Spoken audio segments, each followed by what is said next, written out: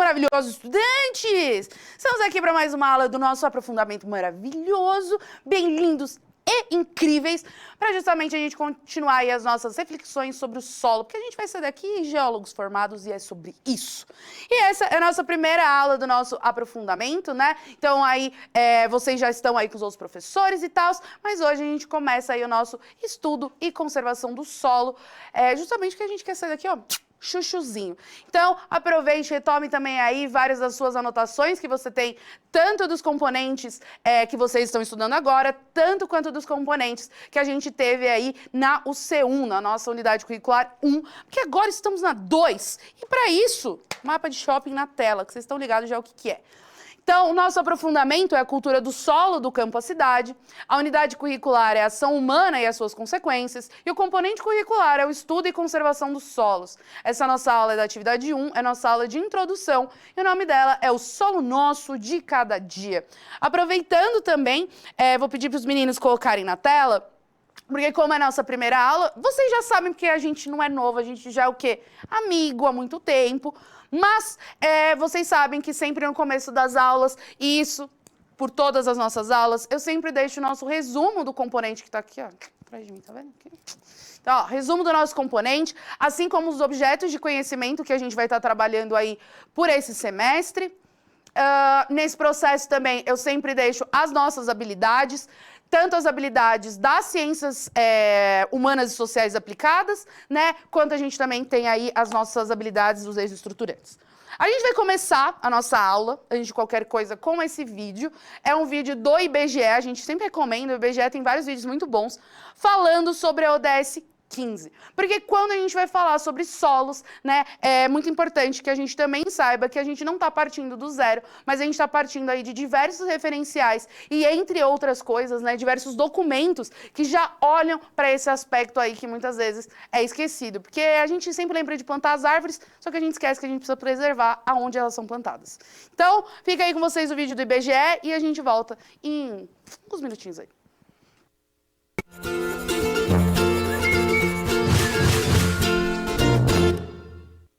Olá! Sejam bem-vindos à série especial do IBGE Explica sobre os Objetivos de Desenvolvimento Sustentável. Hoje vamos falar do Objetivo 15, Vida Terrestre. De acordo com ele, temos que proteger, recuperar e promover o uso sustentável dos ecossistemas terrestres, gerir de forma sustentável as florestas, combater a desertificação, deter e reverter a degradação da terra e deter a perda de biodiversidade. Se o ODS 14 se referia à vida na água, restou ao ODS 15 tratar da vida terrestre. Embora seja a menor parte do planeta, o ambiente terrestre é aquele mais próximo de nós, seres humanos. Ele engloba os mais variados ambientes, desde coberturas vegetais a áreas urbanas. Contida na própria noção de ecossistema está a ideia de que ações danosas, geralmente provocadas pelo homem, podem causar um desequilíbrio que afeta toda uma estrutura maior. As florestas, por exemplo, são parte essencial do ecossistema terrestre. Cerca de 1 bilhão e 600 milhões de pessoas dependem delas para sua subsistência, incluindo aí cerca de 70 milhões de indígenas. As florestas são o lar de mais de 80% de todas as espécies terrestres de animais, plantas e insetos. Portanto, gerir as florestas de forma sustentável é também preservar a biodiversidade, que nada mais é do que o conjunto de todas as formas de vida. Isso é fundamental, visto que, embora a ciência tenha avançado bastante ao longo de nossa história, resta muito a ser explorado em termos de biodiversidade. Das mais de 80 mil espécies arbóreas, menos de 1% foram estudadas para a identificação de seu uso potencial. Os micro-organismos e os invertebrados, fundamentais para os serviços que a natureza pode oferecer aos humanos, têm suas contribuições ainda pouco conhecidas e raramente valorizadas. Existe, então, um enorme potencial de desenvolvimento de medicamentos, por exemplo.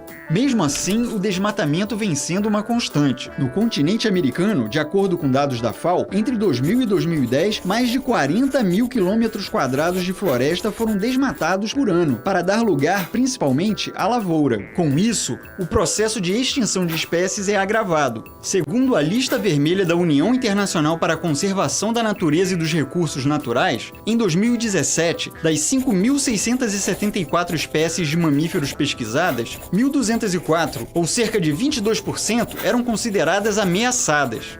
Além do mais, a substituição da cobertura vegetal pela lavoura pode resultar na degradação do solo. Estima-se que 52% das terras utilizadas para a agricultura são moderadamente ou severamente afetadas pela degradação do solo. Desde 2008, ela já afetou 1,5 bilhão de pessoas em todo o mundo. Os casos mais graves de degradação do solo são os de desertificação.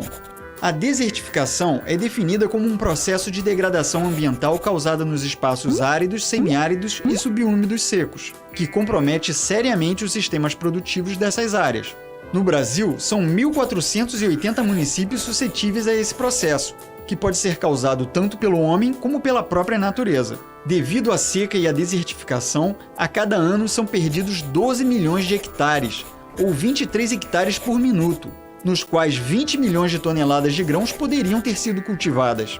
Isso afeta principalmente as pessoas mais pobres. Para que esse e os demais desafios associados à vida terrestre sejam vencidos, o ODS 15 estabelece 12 metas, entre as quais: até 2020, promover a implementação da gestão sustentável de todos os tipos de florestas, deter o desmatamento, restaurar florestas degradadas e aumentar substancialmente o florestamento e o reflorestamento em escala global. Até 2030, combater a desertificação, restaurar a terra e o solo degradado, incluindo terrenos afetados pela desertificação, secas e inundações, e lutar para alcançar um mundo neutro em termos de degradação do solo. Tomar medidas urgentes e significativas para reduzir a degradação de habitats naturais, deter a perda de biodiversidade e, até 2020, proteger e evitar a extinção de espécies ameaçadas. Vamos então nos esforçar para atingir o objetivo 15. Ficamos por aqui. Gostou do vídeo? Então curta e compartilhe e nos ajude a disseminar essa importante agenda global. Até a próxima!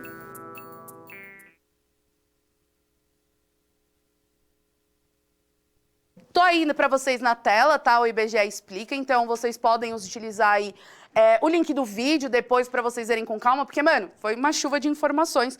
Mas a ideia é justamente essa, né? Porque uma coisa, como é uma aula de introdução, eu acho que tem certas coisas que talvez a gente precise conversar entre nós aqui, amigos, colegas. Que é, a primeira coisa é que, assim, a ideia não é que a gente saiba decorado quantos 1.000 hectares de terra estão sendo desmatados. Tipo, eu mesma não sei isso decorado, né? E eu tô dando aula pra você ver a informação. Mas não é bem isso, né? O fato é, ninguém precisa ter essas informações decoradas o tempo inteiro. Eu não preciso saber qual a quantidade exata de hectares, qual é a quantidade exata, né, de cada coisa que está acontecendo.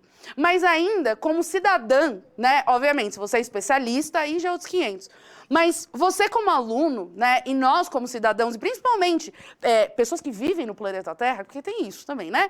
É importante que a gente saiba sobre o que está acontecendo. É importante que a gente tenha, pelo menos, uma noção de todos esses processos para que justamente a gente pode ter atitudes que são mais coerentes justamente com o que a gente está lidando. Então, por exemplo, solo. Mano, terra não é terra, entendeu? Não é toda a terra é qualquer coisa. A gente tem diversos tipos de solo, com diversos tipos de minérios, com diversos tipos de componentes orgânicos, com diversos tipos de necessidades diferentes, usos completamente diferentes. Ou, né, você não vai me dizer que você planta, sei lá, jabuticaba na areia da praia, porque, mano, não é assim que funciona. Então, a gente tem aí diversos tipos de solos que têm diversos tipos de necessidades diferentes. A gente tem plantas com diversos tipos de necessidades diferentes, animais com diversos tipos de necessidades diferentes, né? Então, a questão é, você não precisa ser um especialista em biologia, um especialista em botânica, da mesma maneira que você não precisa ser um geólogo, né? Para que a gente entenda a importância de que a educação, né, mas a educação no sentido de ter conhecimento sobre esses processos é muito importante para que a gente possa não só repensar as nossas atividades, mas também que a gente possa pensar soluções, que a gente possa implementar, seja em uma escala pequena dentro da nossa casa, seja em uma escala um pouco maior, indo para a escola, para o nosso bairro, às vezes para a nossa cidade. E quem sabe você aí se torna a pessoa que resolve todos os problemas do mundo, porque eu tenho fé em você, entendeu? Então, é para isso que estamos aqui. Depois você me acredita embaixo que eu também quero ali um crédito, né? E aí, o nosso foco nesse nosso aprofundamento é falar sobre o solo. E eu acho que vale a gente ter um olhar sobre o solo, de que, assim, talvez quando eu ouço mais sobre meio ambiente no geral, e aí a gente tá falando, sei lá, mano, Facebook, Instagram, tipo, na TV, a gente sempre ouve a sustentabilidade voltada, tipo, salvem as árvores e as tartarugas. E as tartarugas eu tô indo todos os animais. Só que o problema é que existem vários outros processos que acabam sendo esquecidos. Tipo, não adianta nada a gente querer salvar as tartarugas se a gente está jogando lixo e petróleo no mar, entendeu? Não adianta a gente falar, salvem os peixes, se na verdade o problema não é que a gente precisa salvar só o peixe, a gente precisa salvar onde ele mora. Não adianta eu ter o peixe vivo se eu tenho um mar, um rio, um lago que está totalmente poluído. Não adianta eu falar, gente, salvem as árvores, cortem as árvores, salvem as árvores. Só que eu estou destruindo o solo em que essas árvores estão. Se eu estou ali aumentando vários processos que estão fazendo com que várias espécies nativas comecem a desaparecer. Então, quando a gente está falando sobre todos esses processos de quem a gente salva primeiro, a tartaruga ou a gente salva primeiro as árvores? Não existe primeiro lugar, porque todos esses processos de fauna, flora, solo, de ciclos, enfim, todos eles estão conectados, eles acontecem ao mesmo tempo. Não adianta a gente achar que resolvendo um se resolve o resto. Todas essas coisas têm que acontecer ao mesmo tempo. E o solo é parte disso. Não tem como a gente pensar em salvar as plantas e salvar os animais se a gente não salvar o solo. Mas o contrário também é verdadeiro. Não adianta a gente falar em salvar o solo se a gente não tem os animais que muitas vezes fazem ali a fertilização desse solo, que fazem o remexo desse solo, que estão ali trazendo material orgânico. E também não adianta nada se a gente não salvar também a vegetação nativa daquele solo, que pode proteger ele de intemperismos, que vocês vão ver mais pra frente, que eu gosto de dar spoiler, assim que aí você vai querer ver as aulas pra frente. Mas de intemperismo, né? Ou, por exemplo, vegetação nativa, você troca a vegetação do lugar. Às vezes ela vai tirar recursos que aquele solo não estava preparado para dar. Ele não consegue se reestruturar. E aí você tem uma degradação do solo, tipo, de graça, porque simplesmente você plantou uma planta que você não deveria. Então, é importante a gente entender esses processos e principalmente que eles estão interligados. Não existe essa história, tipo, quem a gente salva primeiro? Mano, salva todo mundo. É isso, bota todo mundo no barquinho e leva. Porque não adianta, porque se um cair, cai todo mundo junto. E o nosso foco, vocês estão vendo outras coisas. Obviamente, a gente já teve lá o C1, a gente falou sobre cultura, por exemplo, a gente falou sobre esses aspectos culturais. Vocês tiveram também formação do solo com o Antônio, entre outros componentes, assim como agora. Hoje a gente vai, aliás, hoje não, né, no nosso componente, mas hoje também, vamos focar aí no solo. Então, primeiro, é entender que, mano, solo não é tipo, terra suja. O solo, ele, na verdade, é uma das nossas grandes riquezas que não voltam. Então, vai aparecer aí na tela para vocês que os solos, eles abrigam ali, não é só a terra, mas eles abrigam aí comunidades subterrâneas. Se a gente for pensar na questão da própria fauna, né, do solo, existem mais organismos vivos em uma colher de sopa de solo do que de pessoas na terra.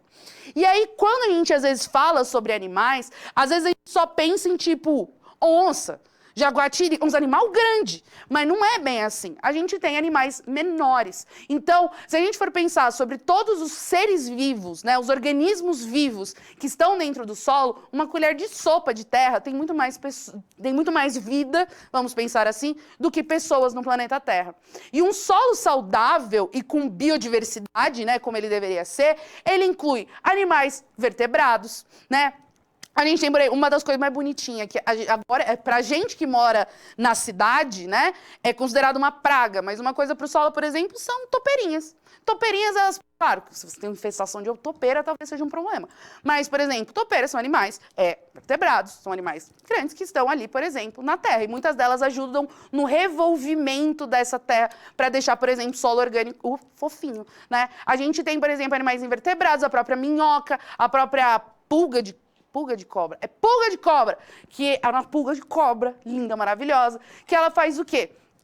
Eles também, além de eles depositarem material orgânico, também, quando a gente fala da topeira, também tem essa questão do depósito de material orgânico, mas a gente também tem vários processos de, por exemplo, os túneis que são feitos, muitas vezes podem ajudar na infiltração da água nesse solo, e a gente não precisa estar falando de tipo buraco de topeira, né, que cabe uma cabeça. Mas a gente pode estar falando sobre buraquinhos de minhocas, de outros animais. Então, não só deles trazerem, né, vamos dizer, material orgânico para aquele solo que enriquece o solo, mas também de outros processos que são físicos naquele solo. Assim como vírus, bactérias, fungos, líquens, plantas, que tem ali uma infinidade de funções e serviços que vão beneficiar a todos. Então, quando a gente fala sobre a importância, por exemplo, dos animais para o solo, eles vão abranger toda essa gama. Não são só benefícios químicos ou biológicos, a gente tem os benefícios físicos. É a questão de que a própria maneira com que o ecossistema se organiza, né, ele vai justamente se adaptando a esses animais, se adaptando à flora que tem ali, e isso constrói e faz com que a biodiversidade ela aconteça e permaneça, tá? E, na verdade, se a gente for olhar, os solos, eles abrigam mais de 25% da biodiversidade no nosso planeta. Cara, isso é muita coisa para o que a gente chama de terra, porque a gente chama de pedra. É muita biodiversidade, né? E essa comunidade diversa aí de organismos vivos faz com que os solos permaneçam saudáveis e férteis. Então, quando a gente fala, por exemplo, sobre adubar o solo, o adubo mais famoso é esterco, mano. É cocô de cavalo, de vaca, por exemplo. Porque tem muitos lugares que você não tem esses animais, que eles ajudam no adubamento do solo.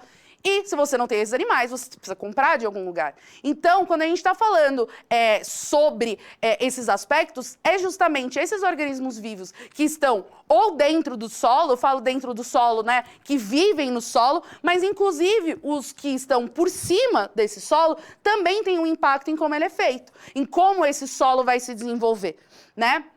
E essa contingência de criaturas aí que o solo alimenta e protege, né? Assim como faz com as plantas. Então, a primeira coisa é a gente entender que solo, terra, não é um lugar sem vida. Na verdade, é um lugar cheio dela. Só que o problema é que a gente só considera vida aquilo que a gente enxerga, né? E não só quando a gente fala sobre animais. Plantas é a mesma coisa. As plantas nativas de algum lugar, elas são nativas justamente por causa que essas plantas, elas, vamos dizer, estão ali alinhadas com o solo que ela está vivendo. Então, aquele solo fornece os tipos de minério que ela precisa, ela fornece também as coisas que o solo precisa. A gente vai falar sobre vários exemplos, mas, por exemplo, no solo amazônico. O solo amazônico você tem a presença de várias árvores com copas muito grandes, você tem a presença de arbustos, de vegetação rasteira, de vários tipos de vegetação ali. Mano, é uma floresta cheia de coisa. Não é, por exemplo, algumas florestas que você não tem, por exemplo, uma quantidade de plantas assim muito grande, vamos dizer, por metro quadrado. Isso faz com que, por exemplo, quando chova, essas plantas, elas protegem o solo de receber toda a carga da chuva. Elas também ajudam na infiltração dessa água no solo. Elas também ajudam a manter esse solo com mais sustentação. Então, quando a gente vai olhar todos esses processos, a gente começa a entender que talvez essa ideia que a gente continua mantendo, de que a gente separa as coisas em caixinhas, de que tudo está separado e a gente tem que olhar para elas separadas, talvez seja um dos erros que a gente não pode mais cometer. Porque as coisas não estão desassociadas, elas acontecem ao mesmo tempo e elas só funcionam porque as coisas estão acontecendo ao mesmo tempo. Não é tipo, acontece um depois o outro. Não, essas coisas funcionam porque elas estão em equilíbrio. E esse é o problema. Quando desequilíbrio. E aí, a gente entendendo isso, talvez a gente também comece a entender que quando a gente fala dos solos, a gente também está falando sobre uma diversidade muito grande. Porque se a gente já entende que, por exemplo, no Brasil e nos Estados Unidos existem diferentes tipos de vegetação, que até em São Paulo, por exemplo, tem uma diferença de vegetação para o Paraná, que no Paraná tem aquelas araucárias imensas, pinhão e tal, e aqui já começa a não ficar tão comum. No Nordeste ainda praticamente não tem, porque não tem o clima, o solo, enfim, tudo necessário para que essa planta cresça.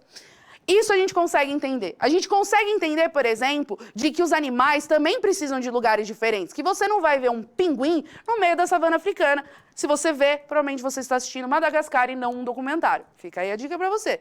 Mas assim, você não vai ver um urso polar no meio da Paulista, entendeu? E você não vai ver um vira-lata caramelo no meio de uma savana africana, porque não é assim que funciona. Só que para essas coisas que são visíveis, a gente entende que elas têm necessidades diferentes. A gente entende que, ai, gente, não, essa planta eu preciso botar no xaxim. Essa daqui, ela precisa de uma outra adubo, é outra coisa. Essa precisa de casca de ovo. Ah, não. E os bichos? Ah, não, os bichos é diferente também. Só que o solo também é diferente. E esse talvez seja uma das questões que a gente mais esquece. A gente tem diversos tipos de solo. Então, vai aparecer aí para vocês os solos. Eu peguei esse quadro síntese de uma aula da Sussu, da Sumaia, então vocês podem depois voltar lá. Deve ter no caderno de vocês, porque foi uma atividade que a Sumaia pediu para vocês fazerem um quadro síntese, e eu peguei o dela, né? Vou dar os créditos aqui de Sumaia. Então, por exemplo, quando a gente fala do solo, o que é esse solo? Solo é terra? Terra, tipo, que a gente pega no chão e se suja? Não, o solo, quando a gente vai parar para pensar teoricamente, o solo ele é um sistema aberto entre os diversos geoecossistemas do nosso planeta, que está em constante mudança, né, sobre a ação aí de fluxos de matéria e energia. Então, o solo ele é muito mais do que só uma terra no chão. E a gente também tem diversos tipos de solo que atendem a diversos tipos de necessidade e também têm as suas próprias necessidades. A gente tem solos arenosos, por exemplo, a praia é um lugar arenoso. Desertos são lugares arenosos, né? E justamente com um lugar arenoso, a gente já entende que solo arenoso não necessariamente vai ser um solo que vai estar cheio de água, porque no deserto não tem tanta água assim na superfície. Não vai ser um solo saturado de água do que, por exemplo, quando você pega uma terra do chão, que às vezes vocês... Aliás, terra não, você pega argila do chão e você aperta a argila e vai escorrendo água. A gente tem os solos argilosos e a argila é minha favorita. Vamos lá que eu vou dar os exemplos das argilas. Porque mesmo quando a gente separa, por exemplo, a gente está colocando um geralzão. Então, a gente tem no grosso ali, arenoso, o argiloso, e o humoso. O humoso é solo orgânico, tá? É por causa... Ele recebe o nome de humoso por causa da presença do humus. Mas qual é a questão? Solo argiloso. Aí você fala, firmeza, é argila tudo a mesma coisa. Você não passa a mesma argila na cara. Por causa que acontece? A argila virou o hype do skincare e tal, a galera fazendo máscara de argila. E aí você vai lá e fala, moça, eu quero fazer uma máscara de argila. E ela vai falar, tá, eu tenho argila verde, rosa, vermelha, amarela, lilás. E aí você vai falar, tá, e aí? Bom, essa daqui é para pele oleosa, essa daqui é para pele não sei o quê. Por quê? Porque, por exemplo, as argilas que são utilizadas para pele oleosa são as argilas que são ricas em zinco. E o zinco e o alumínio são o que fazem com que o uso dessas argilas para tratar a oleosidade funcione. Então, significa que essa argila, dessa cor específica, ela tem componentes específicos que fazem com que, provavelmente, a vida que depende dela vai ser uma vida que vai precisar desses componentes. Se você pega um outro tipo de argila, provavelmente ela não vai ser tão rica, por exemplo, em zinco. Ela pode ser mais rica em ferro, ela pode ser mais rica em outros componentes. E isso muda a vegetação, isso muda como ela vai estar inserida dentro do ecossistema.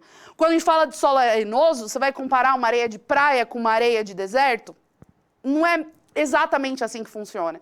Então, quando a gente vai olhando para essas categorias, a gente precisa entender que solo não é tudo igual. Da mesma maneira que a gente tem um olhar diferenciado para os animais e para as plantas, a gente também precisa ter esse olhar diferenciado para o solo. Da mesma maneira que a gente também tem que ter um olhar diferenciado para o que degrada esse solo. Porque muitas vezes a gente acha que, tipo, degradação do solo é só, tipo, erosão, terremoto, chuva. Mas existem diversos elementos que causam mudanças no solo. Como a gente leu na definição do solo, o solo, ele é um sistema que está sempre em transformação, né? Porque justamente ele sofre mudanças de agentes internos, né, e de agentes externos. E aí, que esses agentes, né, vão causar ali os seus impactos, que a gente chama de intemperismos, que também está na tabela de vocês aí da Sussu, que é o conjunto de alterações que as rochas sofrem quando expostas na superfície terrestre. E aí você vai falar assim, erosão, gente, erosão, chuva ácida, resolvido o problema. Não. A gente tem diversos tipos de intemperismos. A gente tem diversos tipos de degradação. Até a erosão não existe uma só. A maneira com que você, por exemplo, tem uma erosão de um rio é muito diferente com uma erosão que você tem de um mar. Principalmente porque você tem coisas diferentes acontecendo. Então, qual é a questão? Eu tô passando isso, você vai falar, meu Deus, é muita informação. Mas a ideia é justamente essa. Porque a partir do momento que a gente já começa entendendo de que a gente precisa ter um olhar para essas especificidades, para essas coisinhas, né, que talvez pra gente pareça tão pequena, mas que quando a gente vai ver sobre o manejo desse solo, quando a gente vai ver sobre o planejamento de como, por exemplo, trazer esse solo de volta à vida, revitalizar esse solo, da gente poder ter justamente um manejo mais sustentável desse solo, são esses pequenos detalhes que fazem toda a diferença, né? E aí, a gente também trouxe para vocês relembrarem que o solo, ele não é só o chão que a gente pisa, mas o solo, ele também traz diversas funções. Então, além dele estar atrelado a vários outros sistemas, ele também está atrelado a várias funções. Então, o solo, ele tem como base a sustentação da vida e do habitat para pessoas, animais, plantas e outros organismos. Ele tem também o papel da manutenção do ciclo da água e dos nutrientes, que são os ciclos biogeoquímicos, que a gente já falou. A proteção da água subterrânea, que são os nossos lençóis freáticos, que a gente fala muito sobre a conservação dessa água, né? Os aquíferos, enfim. A gente também tem o solo para manutenção de patrimônio histórico, natural e cultural. O nosso solo, a nossa terra, conta a história da humanidade, ela conta a história da nossa terra e ela também conta a nossa história, né? O nosso solo é justamente onde a gente planta as nossas raízes e não só das árvores. A gente também tem a conservação de reservas minerais e de matérias-primas. Então, quando a gente fala, por exemplo, que normalmente, é que assim, existe um cálculo que é feito de quanto a gente pode explorar da terra em um ano, para que ela consiga, vocês entenderam, refazer, reverter, né? Para que ela consiga se recuperar do negócio. E aí, o que acontece? Normalmente, em agosto, a gente já começa a dever. Em agosto, a conta já começa a ficar vermelha. Boa parte dessa conta em vermelho que a gente vai acumulando, ela é justamente por causa dessas degradações que a gente faz sem controle, sem pensar muito, a gente também acaba com reservas minerais e de matérias-primas que não são necessariamente renováveis. É importante que, assim, existem recursos que são renováveis, outros nem tanto. O solo, por exemplo, ele é considerado um recurso que não é renovável. Você até pode, no processo ali, mas, mano, quando já foi, entendeu? Ele é considerado um dos recursos que não é renovável. E é o recurso que a gente está matando enlouquecidamente. Olha que ideia gênio que a gente tem. Produção de alimentos também, porque...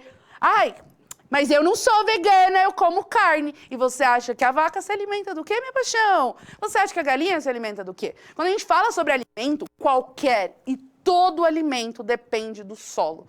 E não importa se você está falando de alimentos vegetais, se você está falando da pecuária, tudo que a gente come e consome na vida vem do solo e dos recursos que são provenientes do solo. E também a gente tem aí que é o meio de manutenção da nossa atividade econômica, não adianta. A nossa economia gira em torno dos recursos e o que a gente faz com esses recursos. Mas justamente a gente está falando sobre esses recursos que vão gerar, né, e girar a economia. A gente está indo para o final da aula, mas eu deixei para vocês... A gente vai revisar... Na próxima aula, na verdade, a gente vai falar sobre isso. Então, tem as classificações de solo. É só para vocês darem uma olhada da Embrapa. É só para vocês terem uma primeira visualização de como a gente tem tipos de solos tão variados, com necessidades e características diferentes. Mas a gente vai falar sobre isso na próxima aula, que a gente vai focar um pouco no solo brasileiro, os tipos de solo que a gente tem aqui em São Paulo e tal. Então a gente vai olhar para isso com mais calma.